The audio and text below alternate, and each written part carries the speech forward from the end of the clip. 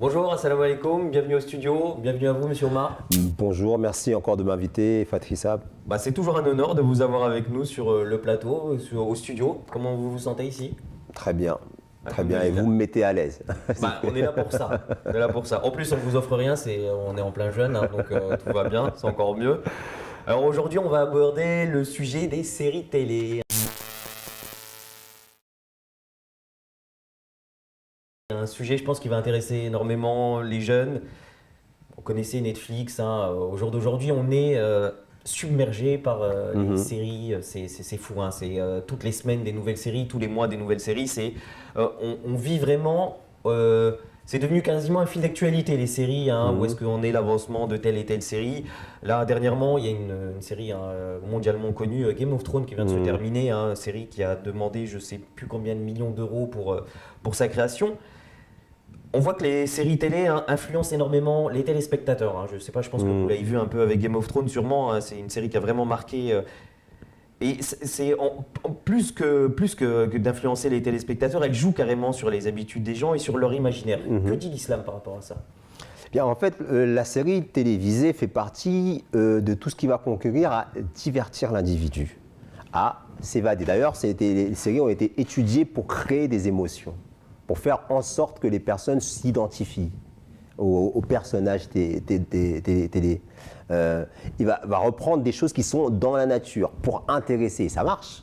C'est pour ça, c'est ce qui fait leur succès. Parce que même, vous voyez, les gens, ils vont même jusqu'à parler d'êtres imaginaires, fictifs, comme faisant partie même de leur quotidien. Vous voyez.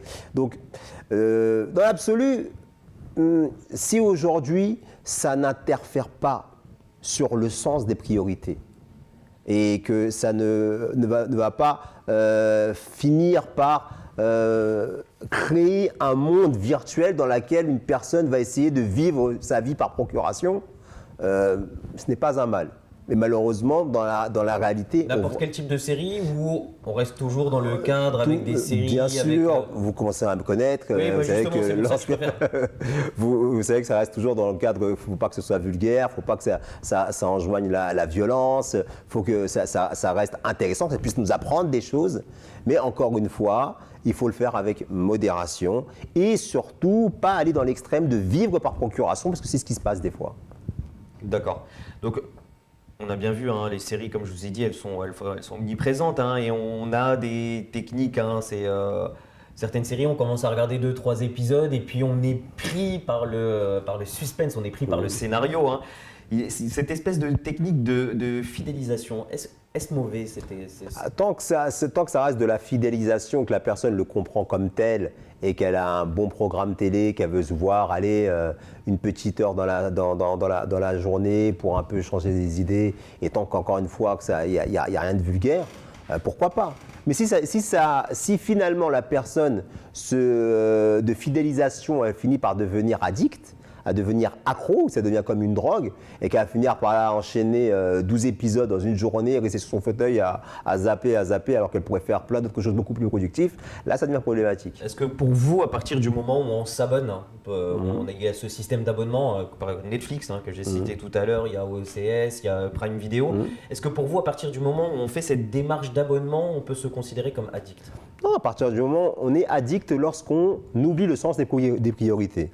Lorsqu'on commence à délaisser des choses importantes pour faire des choses futiles. Donc c'est à l'individu d'être face à ses responsabilités.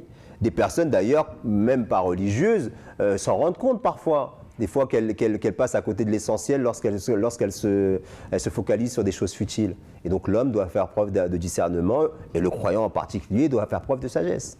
D'accord. Mais voilà, donc après on va parler par exemple des séries de fiction, hein, ça nous permet de nous évader, ça nous permet de rire, ça nous permet d'oublier, voilà, on oublie ses soucis, on oublie un peu tout. Est-ce que le fait d'oublier, que dit l'islam sur ces séries-là, sur cette fiction qui nous fait, en fait, en gros, qui nous sort du monde réel où l'on vit? Bien, à partir du moment où on recherche un plaisir, un sentiment de bonheur à travers ce média-là, et on pense qu'on va le trouver là-dedans, Littéralement, on va quelque part, entre guillemets, vouer un culte, dans le sens où on va passer sa vie à regarder ça et à ne faire rien d'autre, même si on fait les choses paraissent insipides, fades, notre vie, elle commence à devenir inintéressante, parce qu'on la compare avec justement ce que la série nous vend. Elle nous vend aussi un peu du rêve, des choses qu'on ne peut pas atteindre dans la réalité, qu'on atteint dans la fiction. Bien, l'islam nous enseigne que l'homme deviendra plus heureux s'il regarde surtout ce que les gens n'ont pas et qu'il a, pour pouvoir être reconnaissant vis-à-vis de son Seigneur.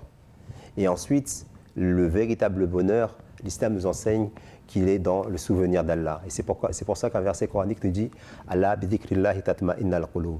Savoir, n'est-il pas vrai que le souvenir d'Allah apaise les cœurs? Et c'est dans le souvenir d'Allah qu'on peut véritablement trouver le vrai bonheur, qu'on peut vraiment retrouver ce sentiment de satisfaction, ce sentiment de bonheur, d'épanouissement, où on peut véritablement s'évader, mais s'évader dans la réalité, à la recherche justement de ce but suprême qui est le Créateur. Parce qu'en réalité, l'homme, il se perd à rechercher le bonheur dans des choses qui sont en fait éphémères. Une série, tout aussi bien soit-elle, elle finira par finir. Et d'ailleurs, ça crée toujours une frustration de la part des fans, où on voit des fois même des fans qui vont jusqu'à devant les studios qui ont produit certaines de ces séries, et dont les séries ont été atteintes faute de budget, mais il y a eu des milliers de fans qui ont quand même été jusqu'à les suivre. Et voilà. Mais qui viennent et qui se plaignent, et qui sont comme si on leur avait retiré un bonbon de la bouche. Voilà, exactement, tout à fait. Et donc là, on voit bien qu'on arrive à des extrêmes, alors que non. Si aujourd'hui on comprend, parce qu'un autre verset coranique nous dit « Je n'ai créé les hommes et les djinns que pour qu'ils m'adorent ». Parce que adorer, c'est dans la nature humaine, mais on retrouvera du plaisir dans son adoration, et on ne sera jamais frustré, parce qu'on adore l'éternel, celui qui ne meurt pas, celui qui ne finit jamais. D'accord. Mais je vais vous reposer une question concernant les séries télé.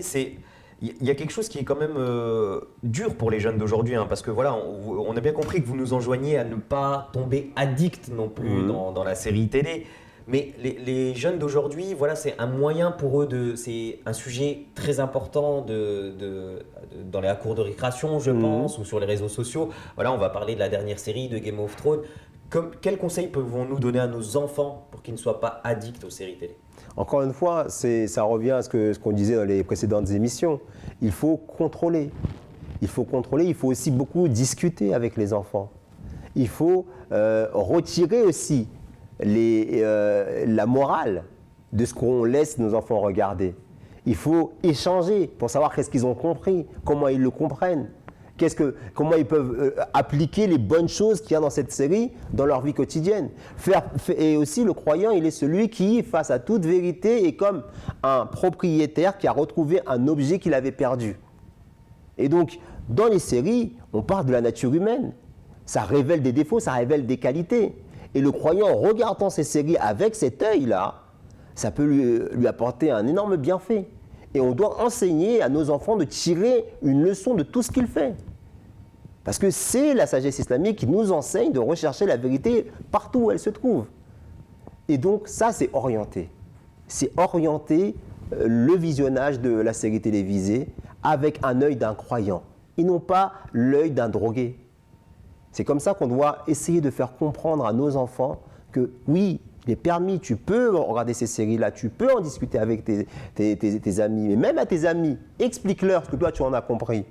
Fais-leur partager ta sagesse, sois utile pour eux, influence-les, mais ne te laisse pas influencer par eux. Il faut toujours que l'islam soit au centre vraiment de la vie au quotidien, que ce soit même par exemple en regardant une série télé, quoi. Au final, il faut toujours qu'on essaye d'en tirer le positif et d'en tirer le meilleur pour notre islam, c'est bien ça? Tout à fait, pour notre nature, parce que l'islam est une religion naturelle. Et tout homme aujourd'hui préfère faire des choses qui lui apportent quelque chose, qui soient intéressantes pour lui. Et donc cette manière de concevoir, cette manière de regarder la télé notamment, parce qu'on prend pour le cas de la télé, ça peut devenir quelque chose de très positif pour la société.